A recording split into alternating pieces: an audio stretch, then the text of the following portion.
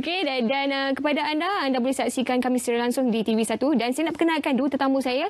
Seorang saya simpan sekejap saja lagi. Jangan tergopoh-gapah kerana kita nak keluar semua. Sebab nanti keluar semua nanti orang kata tamak sangat. Semua nak tengok, tak sempat nak tengok, tak dan. Okey, jadi kita perkenalkan di sebelah kiri saya iaitu Mak Dan. Apa khabar Mak Dan? Ya, sihat, Selamat Raya. Daripada Terengganu ke atau dekat KL? Ni dari Terengganu lah. Di Terengganu? Pagi tadi daripada Terengganu, esok balik ke Terengganu pula.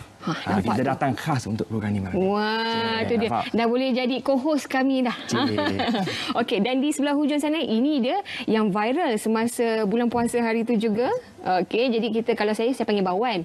Kalau kat rumah dia. Tapi kita kenalkan itu nama penuhnya Muhammad Syazwan Muhammad Basir ataupun Syazwan Basir, iaitu Imam Rawatib di Masjid Cyberjaya dan juga pelajar jurusan ataupun pelajar perubatan College Universiti Sains Perubatan Cyberjaya. Okey, apa khabar Syazwan? Alhamdulillah sihat. Okey, sihat Alhamdulillah. Puasa raya ni okey? Raya okey. Penang ke KL? Raya Penang dengan Selangor. Selangor, Batang Kali. Sabak Bernam. Sabak Bernam. Okey. Batang Kali tu orang lain. Okey, jadi kita nak tanyalah kedua-duanya pasal raya dulu sebab kita baru je dalam mood raya kita. Baju pun baju raya biasa. Baju raya lagi ni. Sama collection ke macam mana dia boleh sama ni. Kita planning tadi. Planning sama. Tapi butang dia macam lebih sikit lah. Diamond sikit. Ustaz mestilah kilap-kilap. Okey, Syazwan ataupun di rumahnya orang panggil Bawan lah kan. Kawan-kawan panggil Wan. Okey, jadi ada juga panggil Ustaz Ustaz. Kalau kat masjid orang panggil Ustaz. Panggil Ustaz lah. Tapi kita panggil Bawan boleh? Boleh. Bawan ke bawang? Bawang lain. Bawan. Takut dia dengar bawang. Takut jadi mochi bawang. Okey, jadi macam mana tahun ni dah lebih ke arah popular tu. Kan kita dah popular. Jadi macam mana sambutan raya ni tahun ni, raya mood dia macam mana berbanding dengan yang lama-lama, yang lepas-lepas tu? Okay, so kalau untuk tahun ni sebenarnya biasalah, tak ada macam perubahan kata famous apa, tak adalah. Tapi macam biasalah saya balik kampung beraya dengan family kan. Kira tahun ni saya balik beraya di Penang. Raya pertama, raya kedua di Penang di Bukit Mentajam.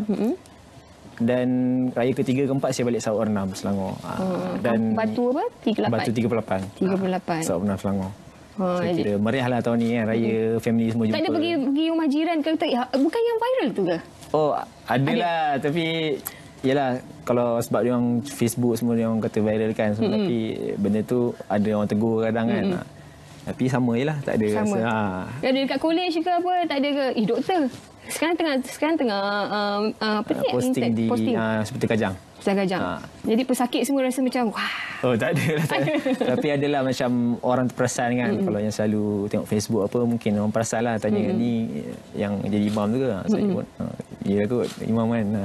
Kira ada yang perasan tapi benda tu kira normal. Tak adalah kan. Macam mungkin sebelum ni tak pernah viral kan. Tapi kali ni kira mungkin orang perasan, kenal kat hospital, kira satu saya rasa macam penghargaan lah kan.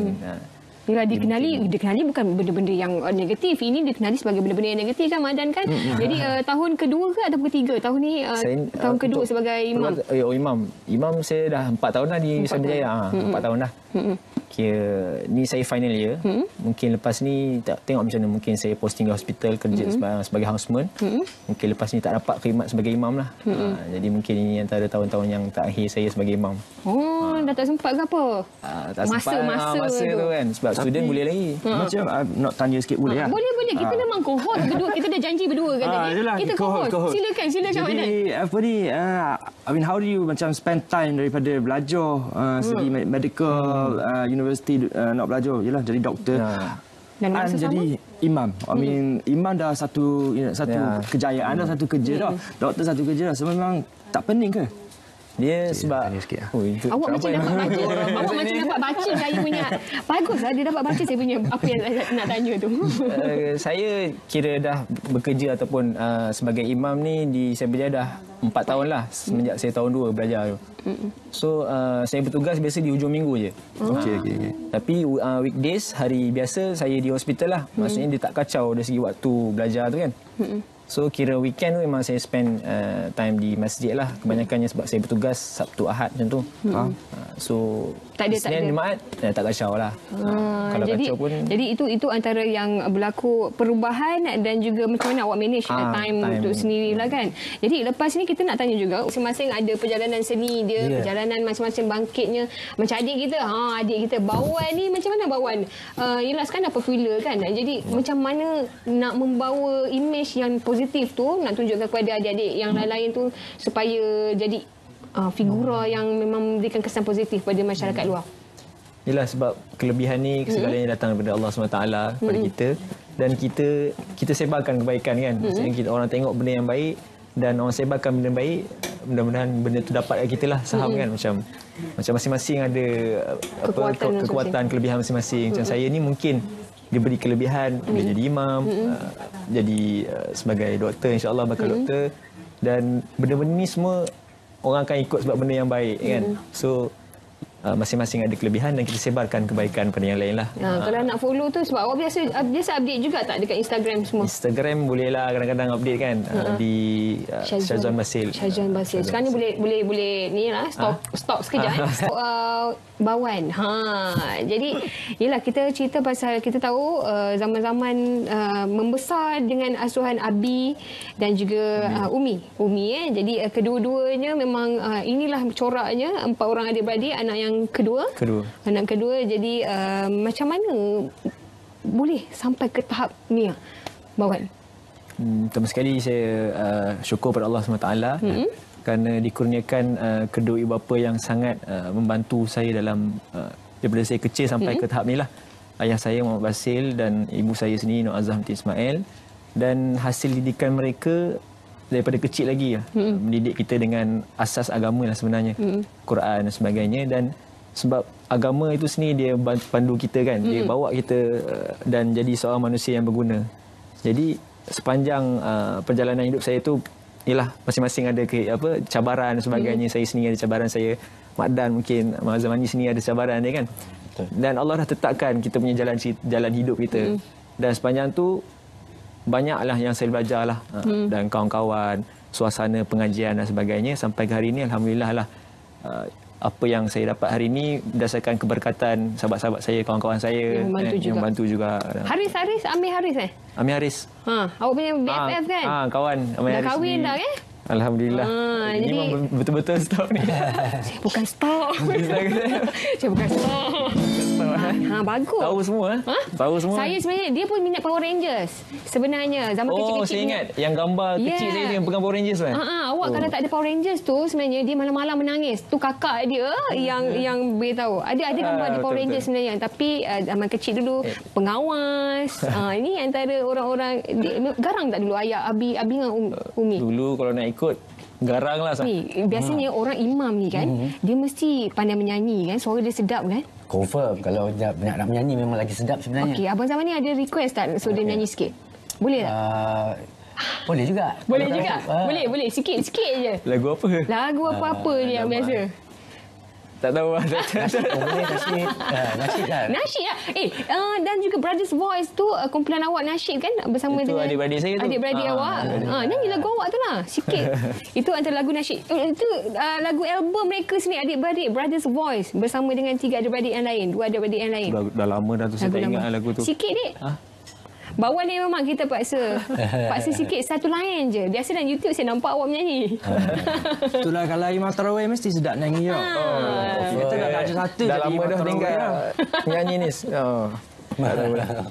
Dia malu lah abang zaman ni. Tak apalah, kita kat hujung nanti kita minta dia menyanyi nanti. Okey. Jadi macam Bawan sini suka lagu apa? Lagu-lagu dekat industri kita ni, lagu raya ke lagu apa-apa? Lagu Lagu ialah genre biasanya saya dengar benda-benda contoh nasyid kan, lagu-lagu ketuhanan. Dan sekarang ni saya nampak dia punya industri muzik sekarang ni, dia untuk nasyid ataupun lagu-lagu ketuhanan dia dah kembali, dia orang kata dah naik balik. Dan makin naik. Contohnya macam lagu Raihan dengan Alif. So benda tu menaikkan kembali industri-industri lagu ketuhanan. Suruh nyanyi juga. Suruh nyanyi tak nak nyanyi, dia tahu suka. Tapi Ngaji sikit. kalau tengok muka dah macam Hayal Husaini kan. Hello, saya ni. Kita boleh buat video klip ramai-ramai kejap lagi. Video klip terus, video klip.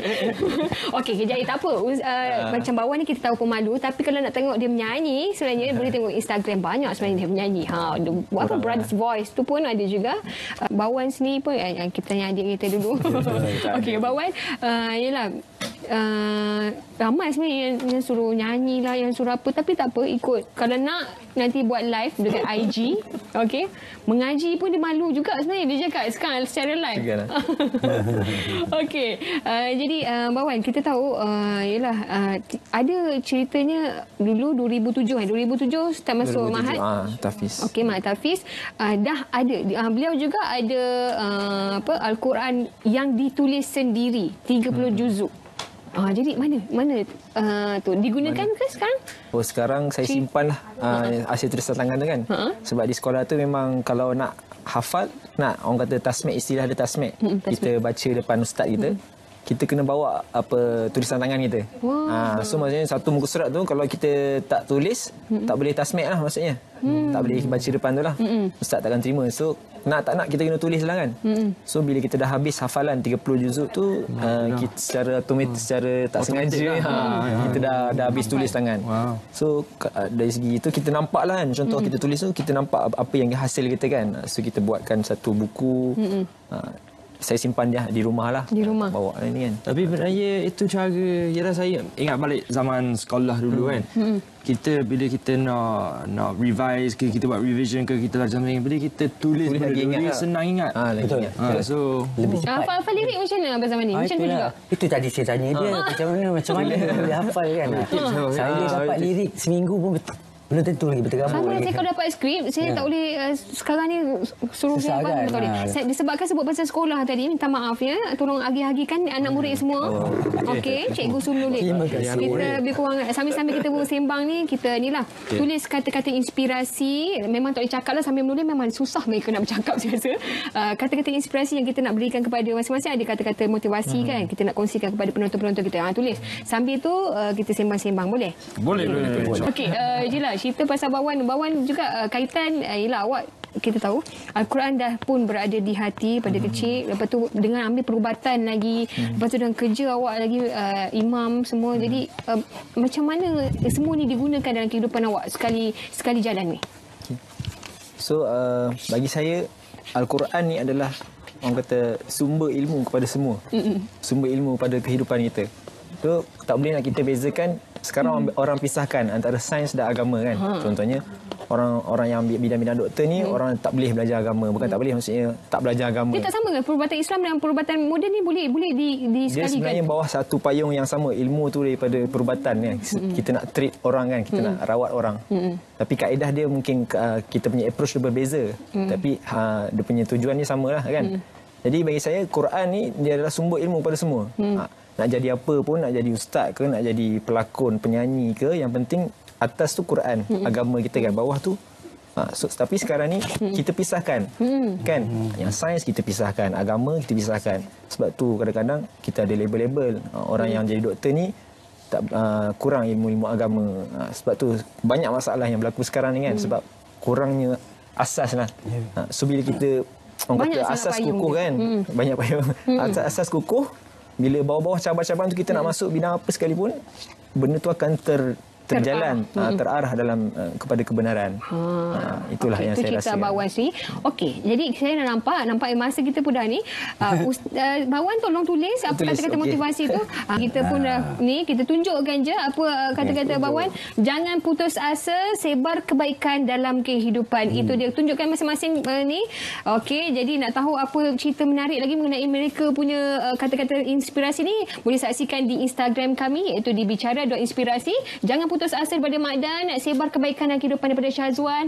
Impossible is possible daripada Zamani Ibrahim. Jadi kita nak ucapkan terima kasih, selamat Hari Raya kepada Mak Dan, Syazwan, Abang Zamani dan juga Alunan. Okey, Alunan Baskar, terima kasih. Selamat Hari Raya, terima kasih dan jumpa lagi pada minggu hadapan dalam Bicara Inspirasi.